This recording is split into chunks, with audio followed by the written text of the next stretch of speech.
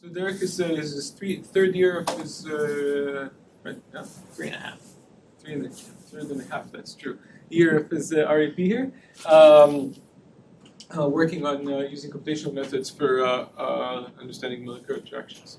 Let him speak. Thank you. Thank you for being here. So usually I give a talk either about microbiome or immunology.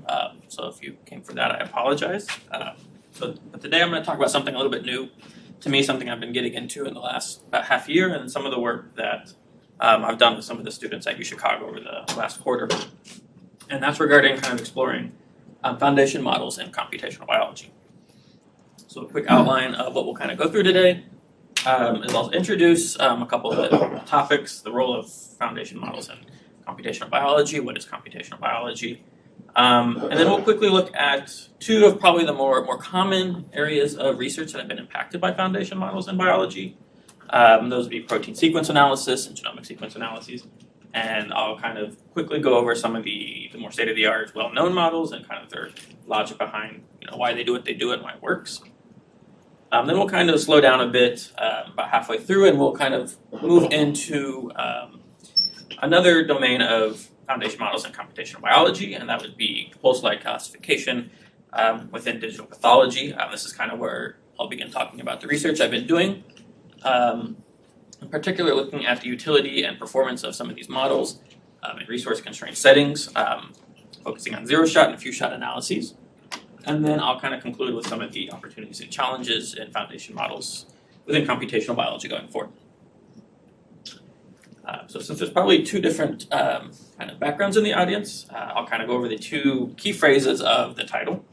The first is foundation models. So what are foundation models? So and, this last decade, we've seen this birth of deep learning, convolutional neural networks, deep neural networks, the development or the birth of this transformer model. And as our techniques and algorithms improve in the same vein as technology improving, our ability to ingest massive amount of data has also improved. And so a paradigm shift has kind of happened to where rather than kind of focusing on specific task-oriented modeling, we've been training these large models kind of with universal learning goals on very large data sets, and then allowing these models to be kind of fine-tuned to perform very specific tasks. And we've seen a lot of state-of-the-art emergent models. Everyone's probably used ChatGPT. We've seen them kind of very impactful in question answering, image design, medical AI, and so forth. So the other phrase in the title is computational biology. So to understand computational biology, we first need to know what biology is. So biology is the study of living things. And there's multiple domains of biology. So for example, if we talk about molecular biology, one of the domains I work a lot with, it's the study of life's molecular processes. And then we can add computational to that. So if we want to do computational molecular biology, now we're talking about the use of computation, algorithms, methods, modeling, to understand these molecular rules that govern the structure and function of life. And there's multiple domains. We can talk about systems biology, computational systems biology. But ultimately, in practice, computational biology involves mathematical modeling and algorithms to understand biology, where we look at inputs such as genomic sequences, genomic expression, structure of things such as proteins. We want to transform, combine, and model these inputs to glean either some understanding about biology, perform some sort of prediction in case of like maybe a diagnostic task, or even design something new, such as a new drug. And so the way this has worked in the last multiple decades is generally we start with a task. So maybe you want to develop some sort of diagnostic tool, prognostic tool for risk prediction, or some sort of therapeutic support. And based on the task at hand, you can kind of figure out what kind of data you need to collect. So, for example, this example is from a cardiology review paper. So within cardiology, we can look at blood pressure, we can look at the host genome, and then we also have some a priori knowledge of the physics of the cardiovascular system, fluid dynamics, Ohm's law of fluid dynamics, Fick's law of particle diffusion, and we can develop some sort of model to take that data and learn some novel mechanistic insight by training on that task. And this is kind of a cyclical process because once you learn something new, you want to learn something even more new based on that new mechanistic insight. But with the advent of foundation models, like I said, there's been a paradigm shift. So we no longer are starting with the task, but more focused on trying to learn kind of a universal language of different biological data sets and domains. So we can think about things such as DNA sequences, genomic sequences, protein structures, knowledge graphs, and within foundation models, with respect to bioinformatics and computational biology, we're focusing on these core biological problems, so sequence analysis, structure, construction, and function prediction. These are all kind of intertwined because in biology, generally sequence kind of dictates the structure, and the structure will dictate the function. But we're learning these representations on intricate biological data sets, and it's allowing researchers to employ these pre-trained embeddings that capture a very universal representation and solve very targeted problems. Yes? So when you're talking about having a foundation model for these biological data sets or data types, is a single foundation model typically a foundation model representing one of these types of data or multiple of them? So it could be either. So they're especially a lot of the early ones we're seeing just single modality, and most of the ones we'll look at are, but within the last year there's been a lot of push for these multimodal integration, and when we get to the medical image processing, I'll kind of show one of the new ones where it really looks at an image, a medical image, and a medical report generation, and tries to kind of harmonize those modalities.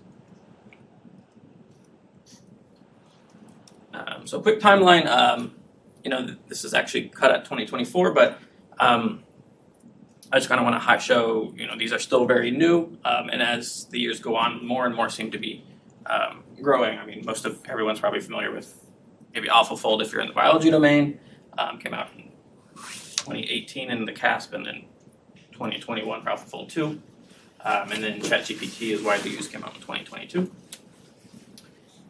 And so within biology itself, rather than looking at some of the more traditional computer science tasks, there's 5 kind of foundational problems that we look at. Multimedia analysis, so either looking at biological text or medical images. Sequence analysis, looking at DNA sequences or protein sequences to infer some sort of information. Structural prediction, functional prediction, and multimodal integration, which is kind of the newest and what a lot of people are trying to push into. So for the purpose of this talk, we'll look at a couple different things. We'll look at protein sequence analyses, looking at AlphaFold and ESM too. We'll quickly look at genomic sequence analysis, looking at DNA BERT and GeneFormer. And then when we talk about medical image analysis, one of the models we'll look at will be UNI, among 2 others. Any questions before I move on? Okay. So I want to kind of briefly go through some of the major impacts that foundation models have had on protein sequence analysis. So kind of a crash course in protein structure prediction and protein sequence analysis. Proteins can be represented as chains of amino acids. There's 20 amino acids, each with its own biophysical, biochemical properties. And the ultimate goal of protein structure prediction is, if we've got this sequence of amino acids, we want to take this 1D sequence and learn some sort of 3D tertiary structure in coordinate space. This is often classically done with things such as homology modeling, looking for similar sequences that we know the structure of, or molecular dynamics to try to use physics to model it. But a lot of the questions that have kind of been in this domain is, the prediction of the structure, how proteins interact with each other or bind, protein function, or even the generation of proteins given a specific function. A major improvement came in 2020, I think is when it was released in the CASP and published later in 2021. But AlphaFold 2, which is generally known as AlphaFold now, it broke through this barrier by leveraging the large amount of protein data that we've collected over the years. So the idea here with AlphaFold is, if we have some sort of Question? I got it, yeah. So if we have an input sequence of a protein amino acid, or a sequence of amino acids, we can do two things with it. First, we can perform multiple sequence alignment. So if you've taken the biology course here or anywhere, you've probably or the bioinformatics course, you've run into multiple sequence alignment. This is a way of kind of taking a sequence and aligning it to very similar sequences in other species to kind of capture some sort of evolutionary pattern. And we can also perform an amino acid pairing. So in this matrix, it's read the length of the sequence as the rows, length of the sequence in columns, and each position is it's the distance of that amino acid to the other amino acid. So this pairwise distance. And so we've got this 2D contact. It's called a contact map of pairwise distances and some sort of evolutionary information. And AlphaFold uses this evoformer block, which allows the passage of information between these two data modalities, or data, not modalities, but structures, to kind of refine each other and ultimately predict a 3D structure. So this actually, the work was, the authors won the Nobel Prize in Chemistry, and it's actually built an extension of a lot of the work that Jumbo did here at TTIC. So, but it's been quite impactful in the protein field. And then later, out of Facebook, we saw the evolutionary scale modeling framework. So a very similar idea where we have a sequence of proteins, of amino acids, but rather than relying on an MSA, multiple sequence alignment, what they want to do is they actually just use a mass language modeling with the intuition that, well, if we just throw in a bunch of sequences, the ones that, if there's these evolutionary conserved regions, then the mass language model should be able to reconstruct those. And the attention maps will actually constitute and become our contact maps.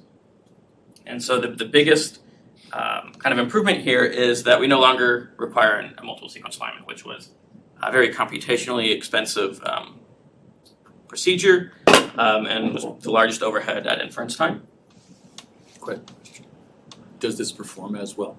I think it performs better, but there's AlphaFold 3 now, and I think there's ESM 3 now, so I don't know. I think they're just kind of battling it out. They both work.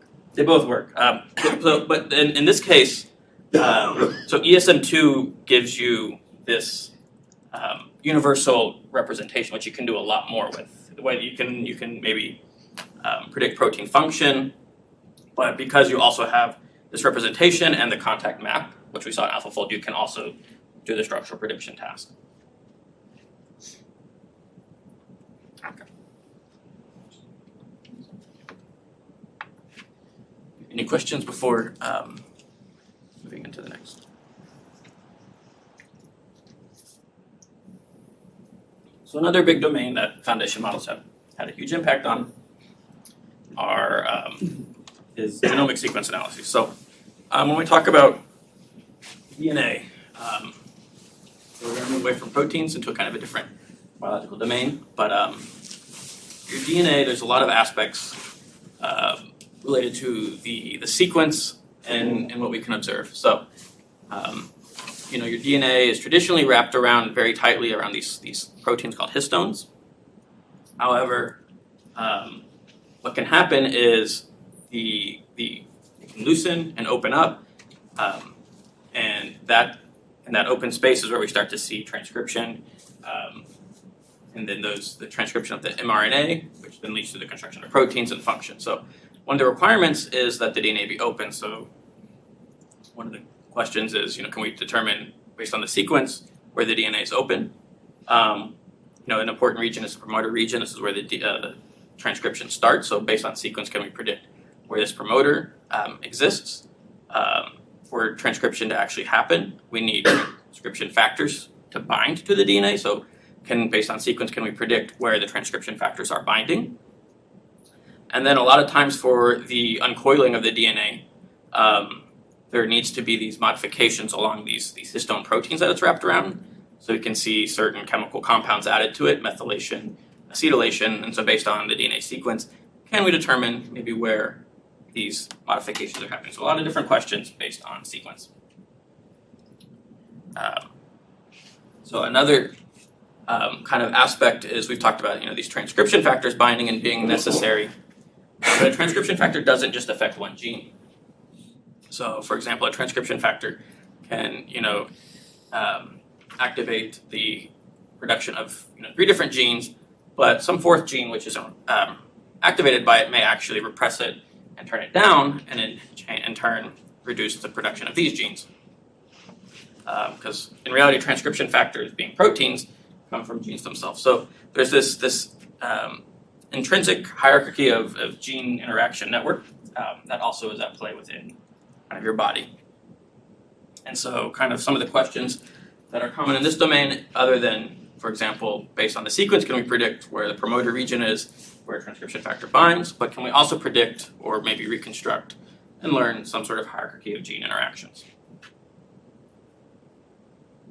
So the first of the 2 models that I want to kind of present today is called DNA-BERT. So this one, it's a mass language model, so very similar to kind of the mindset of ESM, where if we take kind of our DNA sequence, so we have kind of 4 nucleotides, and we create these 3 mers, so these combinations, these sets of 3 nucleotides with a sliding window of 1. Can we mask a certain area and then later reconstruct it, with the idea that if the model can reconstruct it, then it could be potentially some sort of conserved region that is appearing multiple times, either for a transcription factor binding site or maybe a promoter region. And then can we identify these motif patterns, so the order of these letters that are very important. And in doing so, DNA-BERT can give you, it's rather than a protein language model, kind of this DNA language model now, where you can learn some sort of universal representation of some sort of DNA code, and using sort of you can use this classification token to perform your downstream tasks, whether it's some sort of sequence prediction, some regulatory element prediction, motifs, current region identification. And then the final model, before going more into kind of what I've been doing over the past few months, is GeneFormer. So GeneFormer is a little bit different. So we're no longer working with sequence, but rather gene expression. So when a lot of times when we want to look at transcriptomics and see physiologically what's happening, it's related to changes in how much certain genes are expressed. And so they use 30 million human single-cell transcriptomes, so individual cells, and we pull all the gene expression from each of these cells, and they rank the genes based on expression with respect to its background expression. So if a gene is naturally just expressed high, it's not going to rank high. So it's got to be kind of variant. And based on the ranking, they're going to mask. So they tokenize the genes, rank them, and then they mask certain genes in that rank list and try to reconstruct those masked ones based on the rest of the ranked order.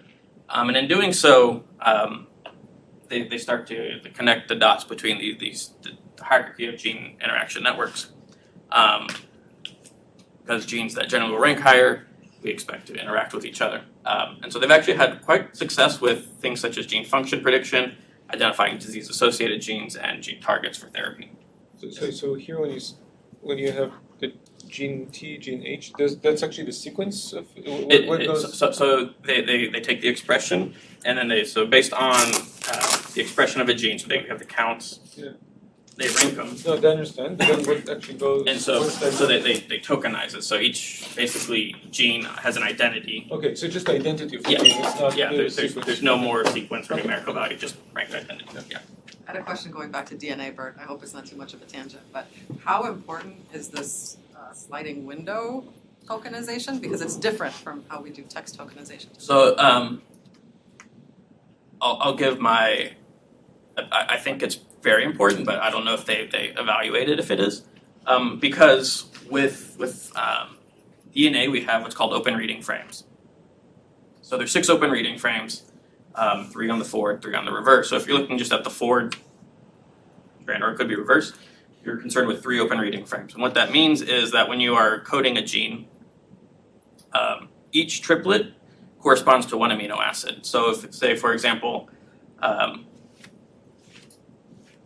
you're kind of at a protein and it reads this, an open reading frame for what's called a codon to give an amino acid, and the next one it would read would be this ACT.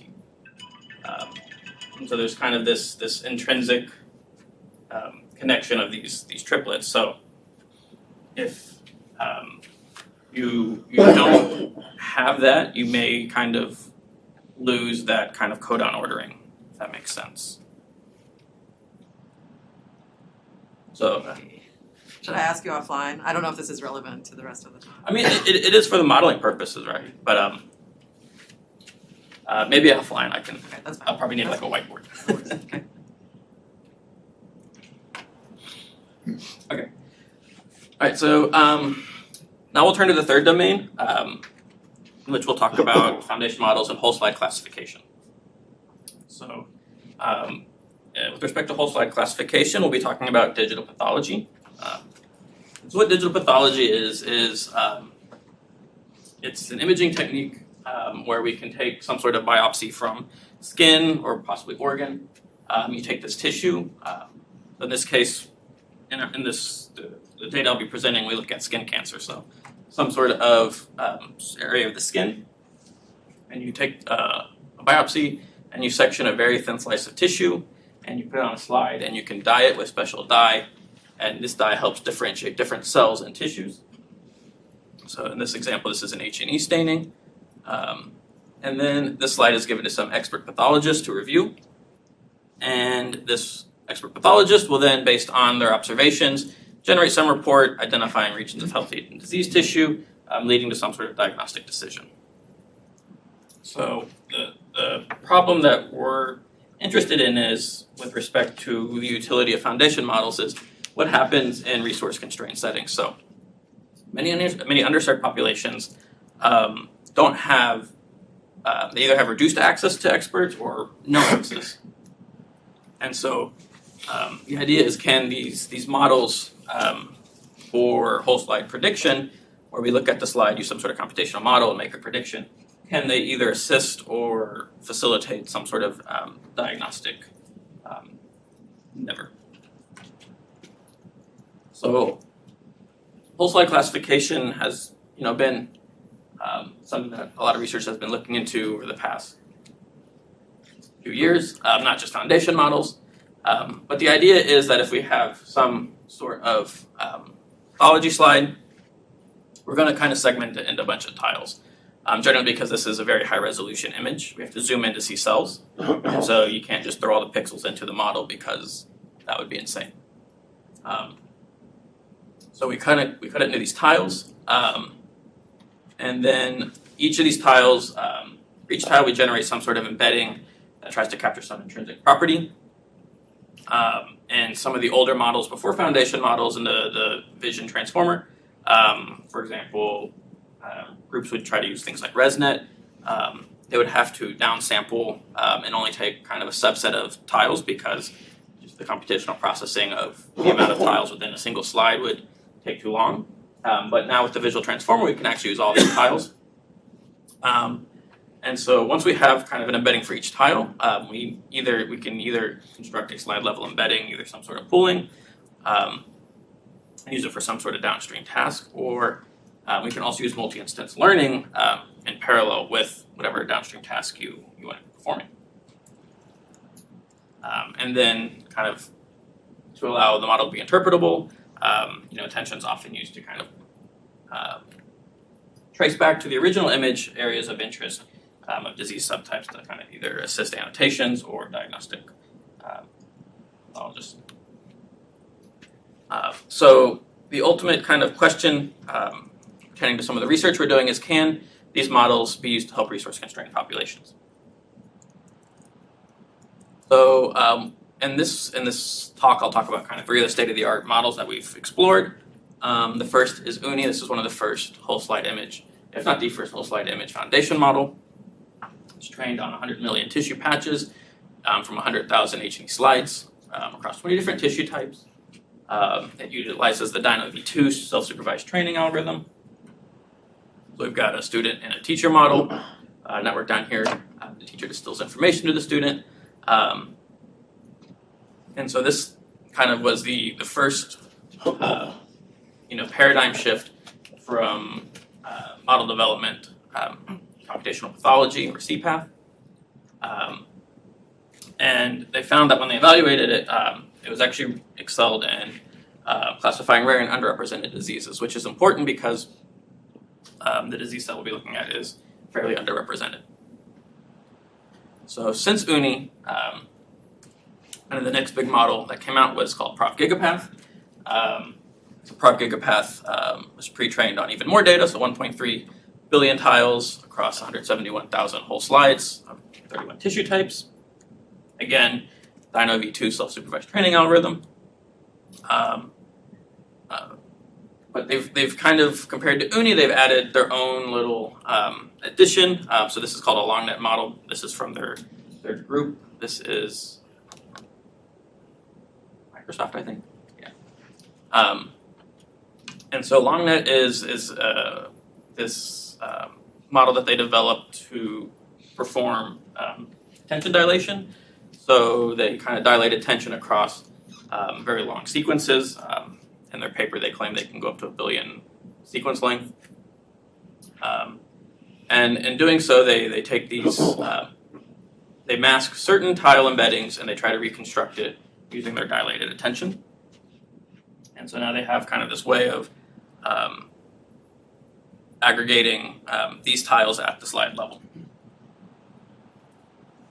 And then the final model is Prism. I also will talk about Prism. And so you mentioned asking about multiple modalities. So in Prism, we actually see something a little new in this kind of whole slide classification is we have language coming in. And so Prism's goal was not only to perform whole slide classification, but based on this slide, be able to generate some sort of medical report describing the slide, as well as predict certain relevance of certain medical terms. So again, even more data, so 587,000 whole slide images, 195,000 associated with clinical text reports. And for the whole slide image class, for the tile embeddings, so they rely on their Virchow model, which is based on Dyno V2 again.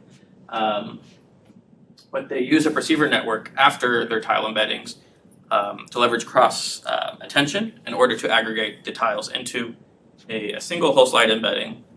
And that whole slide embedding is actually then fed into BioGPT to help generate our report generation. So one of the ideas with Prism is that the whole slide embedding is actually contains not only information for some sort of classification, but information that would be needed to derive some sort of report. Sorry, Yeah. a bit confused between. So,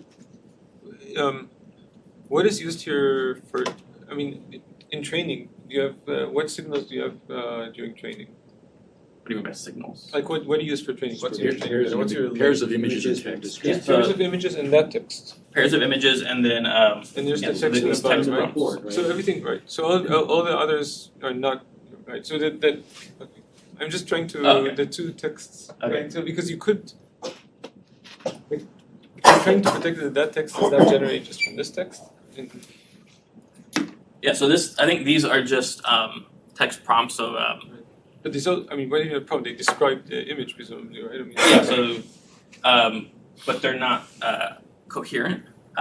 So it basically prompts the model to say like they expect benign inflammation, normal tissue, cancerous tissue, malignant. So it kind of just gives it a framework to work with. And then it predicts, the evidence of these terms within the image. So I guess well, so that's not the labels for this is. It's like keywords, set of keywords, right? It's keywords for that Keywords. image, though, right? Yeah. Yeah. Okay. and then report generation just being something more human readable that a Right. physician or a pathologist would write.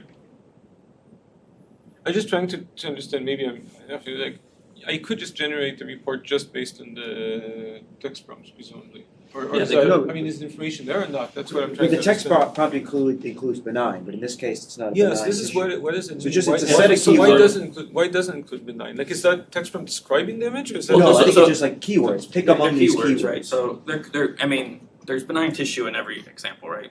So tumors, it's not going to be completely tumor, but they're keywords that are associated with the image. You know, benign inflammation. We see. They just define a These multi-class. keywords don't depend on the image. It's just like saying, Yeah. search for all the benign tissue tiles So they don't. in Okay, this. that's what I was trying to understand. Do they describe the image or they not? So they don't. It's not keywords that describe the image. So they're prompts that generally, in some of the subset of the images, have we know some sort of. I can't think of how to describe it. So this is okay. This is actually what I'm trying to understand. In your training data, do you have the images, and do you also know something about some of those images, and that's encoded with keywords, or So do you just have the images? In our data, we don't have the keyword, so we actually don't even use this. Okay. So in the zero shot, we just rely on the perceptron output. But in their model, they're using these keywords to prompt a report generation. So, for example, it's very specific, high grade DCIS, invasive ductal carcinoma. So it has to look at morphology from the slide. And to be honest, I don't know how much influence the language has on report generation. I probably have to experiment with that. Yes. What does the zero shot prediction output look like? Is it like a softmax over those labels, or is it like what format does that look like?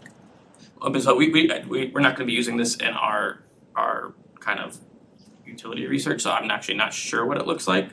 But my understanding of it is it's just trying to figure out how related each of these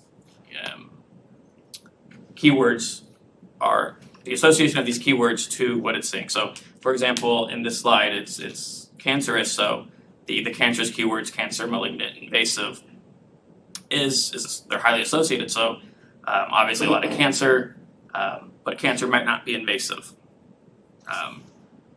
We'll talk. Well, in one of the examples in our data set, we have invasive cancer, we have non-invasive cancer. So it could be high cancer, low invasive. It could be high invasive, maybe low malignant, low cancer, like maybe, or it could be high inflammation, but no cancer. Maybe there's something else going there. Yeah. Just to check, so this prediction is verifiable. It's not that if I give it a keyword of cancer, it will just classify the whole thing as cancer. If I give it a keyword of benign, it will classify the whole thing as benign. No. So the the classification is going to be a separate kind of a separate I guess what's the word path. So with kind of classifying the disease state, that's kind of binary. It's cancer, it's a cancerous tissue. It's not. Whereas here, I think it's providing some level of relative association. So, maybe if a slide is predominantly cancer, it's going to have a lot of cancer. If there's a very small area of cancer, maybe the cancer is reduced and maybe benign is a little bit higher. But we haven't worked with that part of the PRISM model.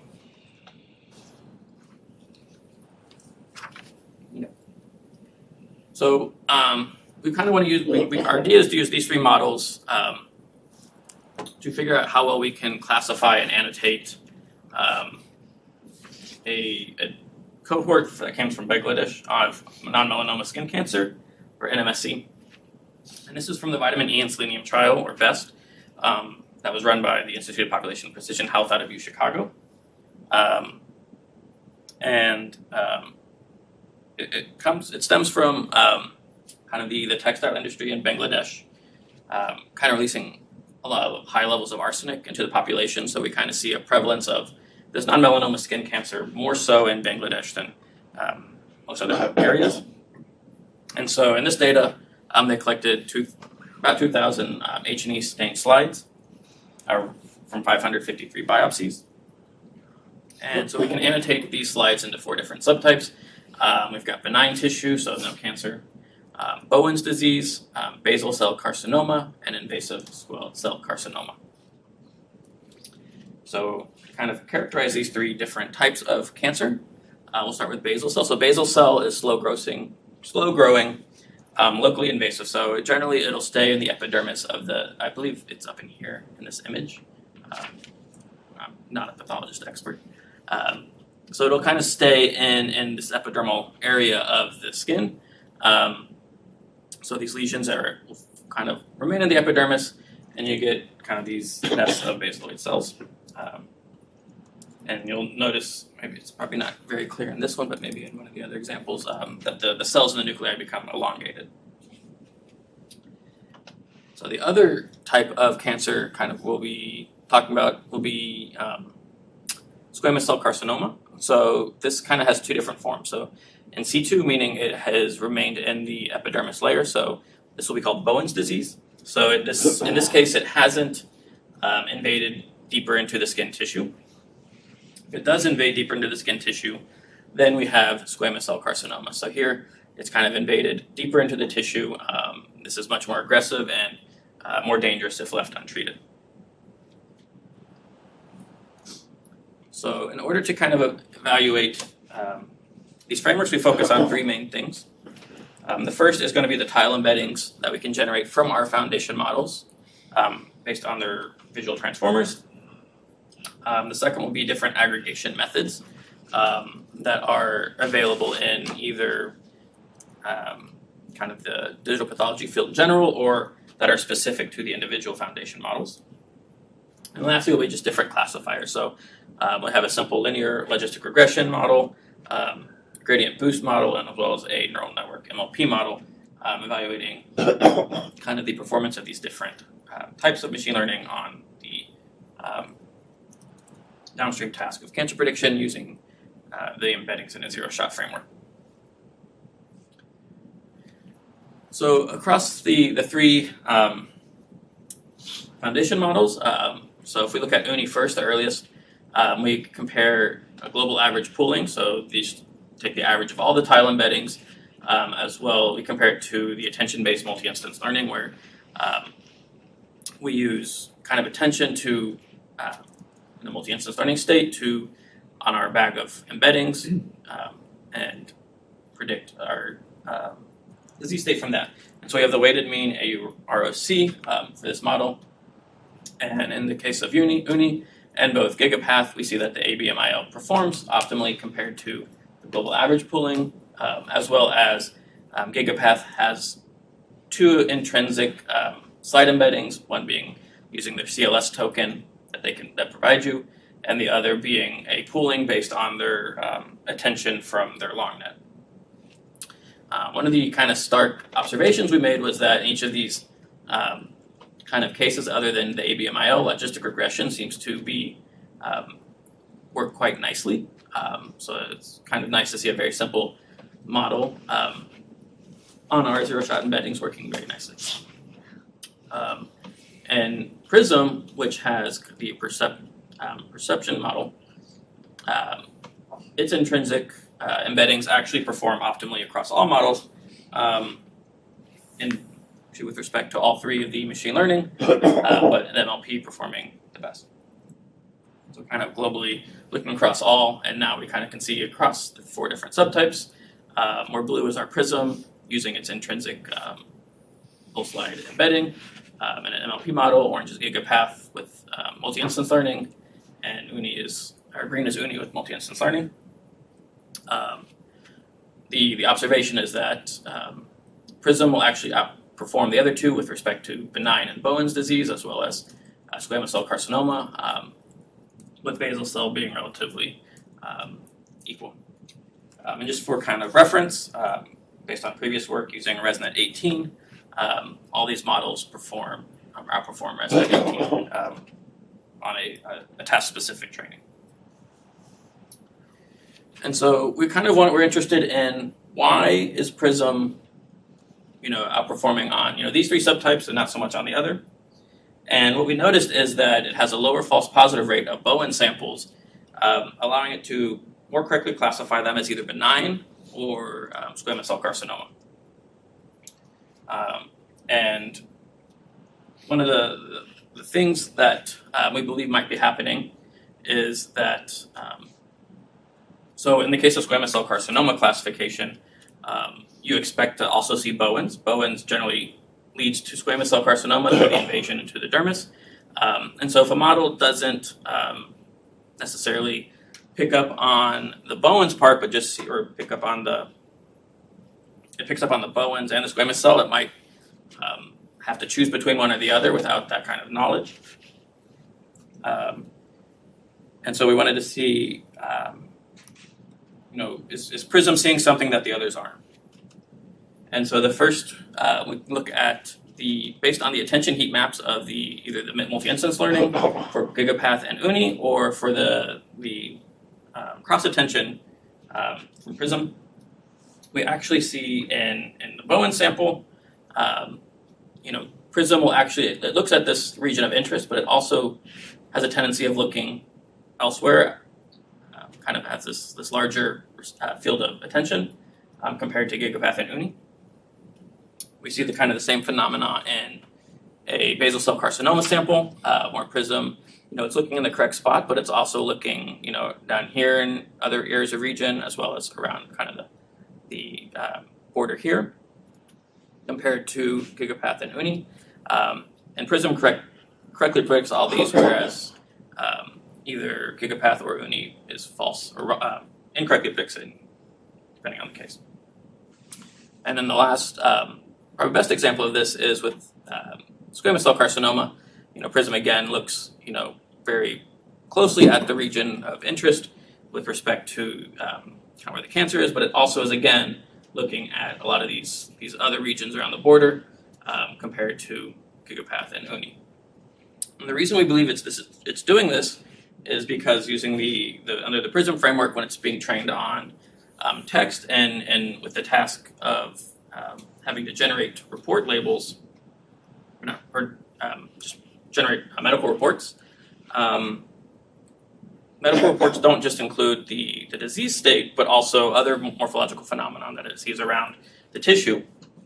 So even though we don't have anything, we're not using medical reports, we're not interested in medical reports right now, the fact that the model was trained with that task in mind, and the embeddings, the tile embeddings, were trained to intrinsically have some sort of information that could help facilitate these reports, report generation, we believe is allowing PRISM to have a better look at a lot of these slides, leading to the improved performance.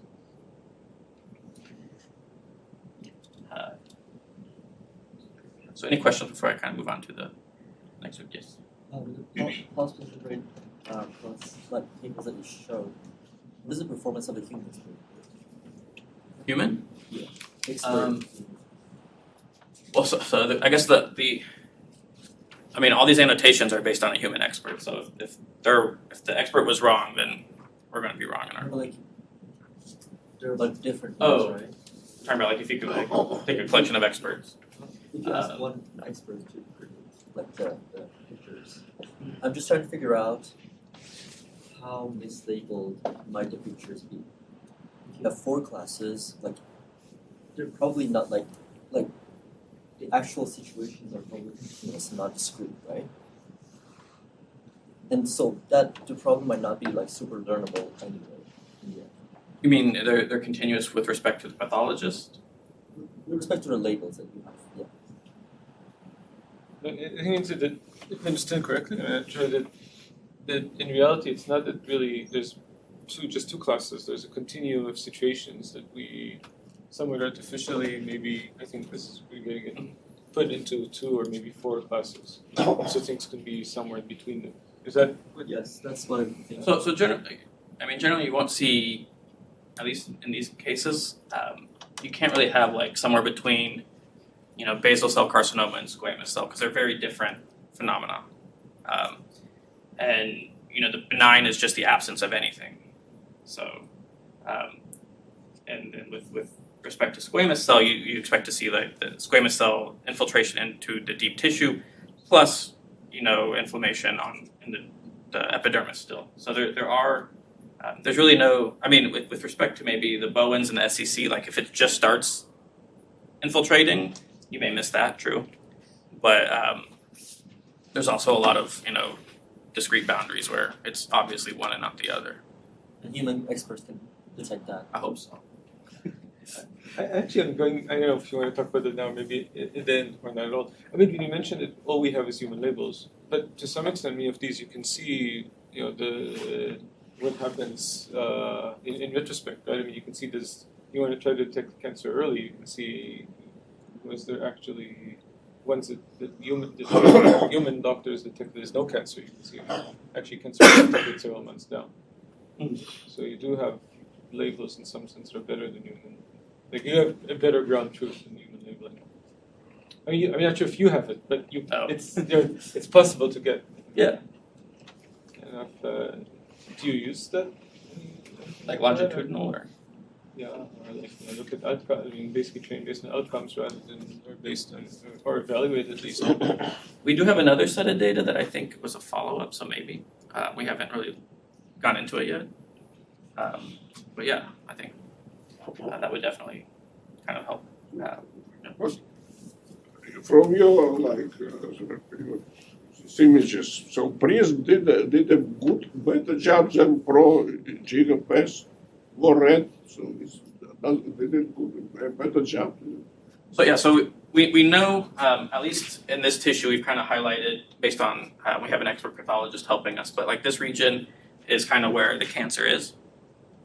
And so I mean all the models. So we pick some of the kind of ones that have very nice heat maps, but all the models find it. Even though Uni actually finds it, it predicts no cancer. So there's something intrinsic in the embedding that kind of failed there. But one of the things that we see Prism overall being able to differentiate Bowens with either healthy or squamous cell, we suspect because it not only looks at the region of interest for cancer, but it also kind of makes sure to check at various areas around the tissue because it's also designed to be able to generate these reports. That in mind. That makes sense. This red is a cancer. Red is a cancer. So yellow is cancer. Yellow is so these are attention. So these are from the models where we say, given this tissue or this slide, tell us which tiles are important for your decision making, right? And so this is saying, well, I used these tiles and I predicted cancer, SCC correctly. And then GigaPass says, well, I just used this and I predicted it correctly. And then Uni says I used this and I didn't predict it correctly. So these two predict it correctly, but overall, this one is predicting a certain cancer. It's producing the false positive of certain cancer that often falls between two other extremes. So it's having a better idea differentiating kind of this midpoint. That makes sense. Okay.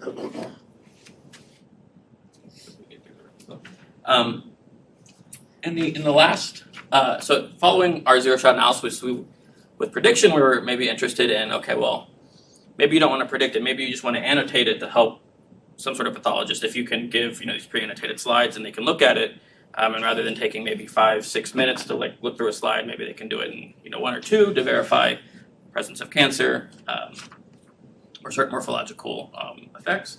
Can we annotate it using kind of this few-shot analysis where we take, maybe we know we have a slide from each of these disease states, and we have maybe you have an expert pathologist, but they're just overworked. And a lot of these underserved populations, they have a lack of personnel, they're overworked. And so you have an annotated form of each of these slides.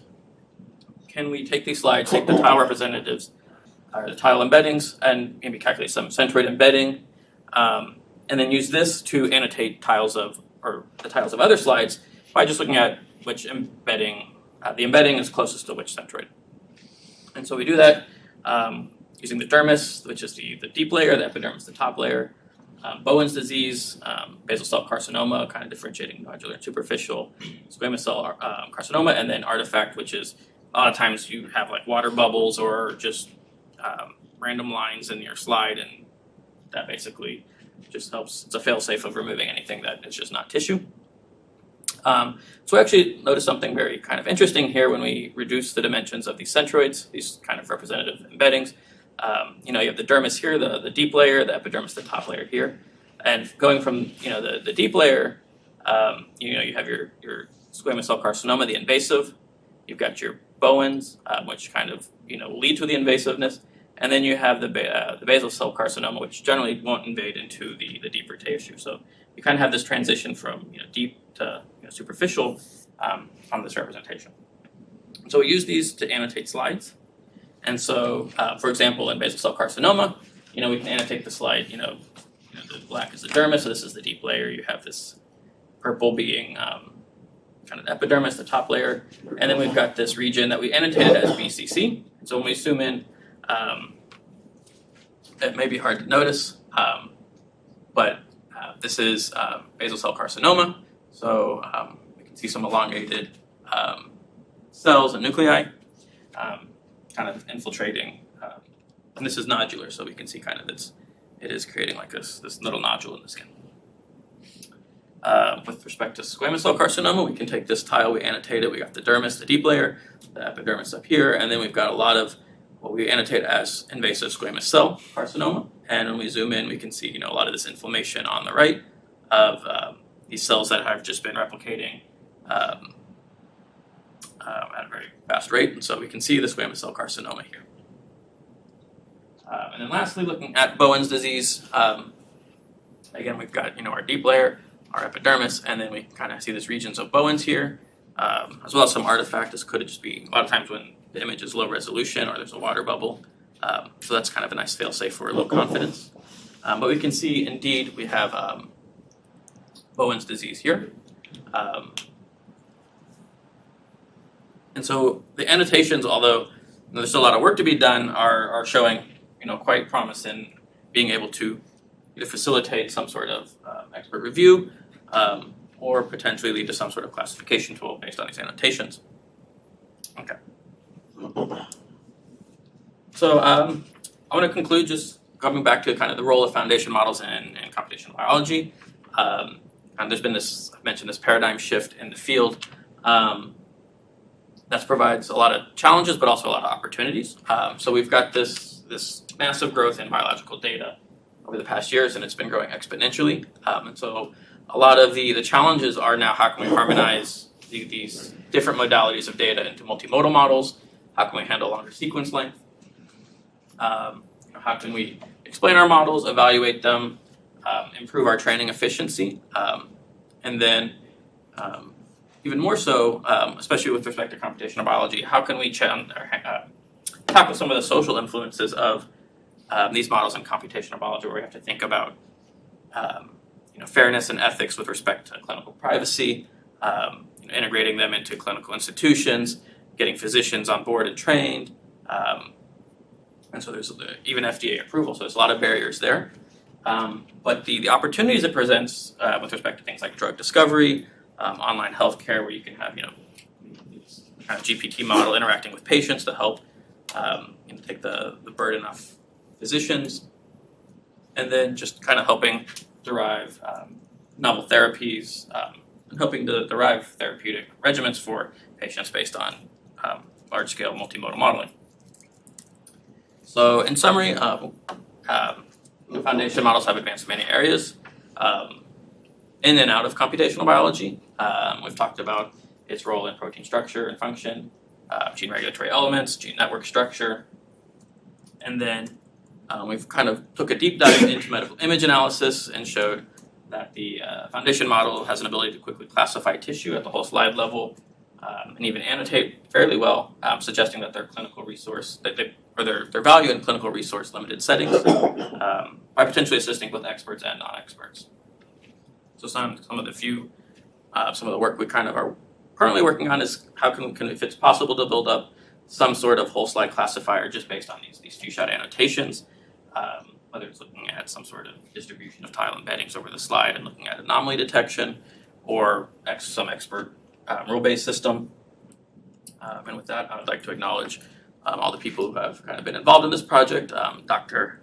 Habib from the IPPH, who kind of led this clinical trial and collection of data, Drs. Ali Khan and Robert Grossman, who kind of oversaw the direction of the project, Dr. Christopher Shea, who is our expert pathologist, Spencer Ellis, who is he's just graduated a master's in computer science, did all the grunt work and benchmarking and evaluation.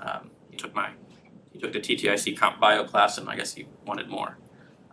And Stephen Song, who's an MD PhD student, who also was instrumental in helping guide this project, and then Dr. Renyu Zhang, who is a PhD graduate from Dr. Grossman's lab, who worked on this data in the past and kind of had it nice and shaped and ready to go when we wanted to dive into it. And I'll take any further questions.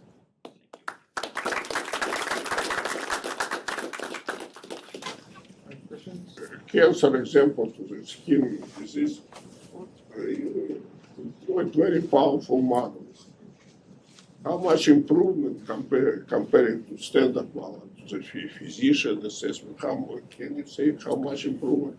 So we would probably have to do an evaluation using this data, using multiple pathologists to see what sort of consensus they have. Because right now, all of our performance is based on pathologists' already expert annotation. So if they're wrong, we wouldn't really know. And so in order to kind of evaluate how well we could do with respect to, I guess, some sort of crowdsourcing of pathologists, potentially we could do. I don't know off the top of my head, kind of the expected error rate of expert pathologists. I don't want to say anything in case a pathologist is listening. Do you think it makes sense to include in the foundation models also non-biological data, like data from fairly different domains? Either other physical domains like material, chemical, or just even images. Images of text, whatever is in our image good foundation models on. I'm not sure. You're talking about for example, taking for example, training on full slide images plus cats. Maybe also cats, but also non-biological or other biological images, but images of, I don't know, non-biological materials or structures. I'm not sure because I know. So back when we were before foundation models, we were using things like ResNet. The discovery was, well, rather than building your own deep CNN model and only on medical image data, using ResNet trained on ImageNet or whatnot worked better because we didn't have a lot of data. But now that we have a massive amount of full slide images, I don't know if integrating outside kind of image modalities would also further improve it. Definitely a question that's probably up in the air and out there. Just following up on that question, if you're training on pairs of images and reports, Mhm. The question is, do you start with a foundation model for the text, right? Because we have strong foundation models for text, and I can imagine taking one of those and fine-tuning it. So they did that. So they used BioGPT. So it's a GPT model for Text. biomedical text. And they basically froze most of it except for one part of it at the very end. They fine-tuned a second cross-attention part of that model.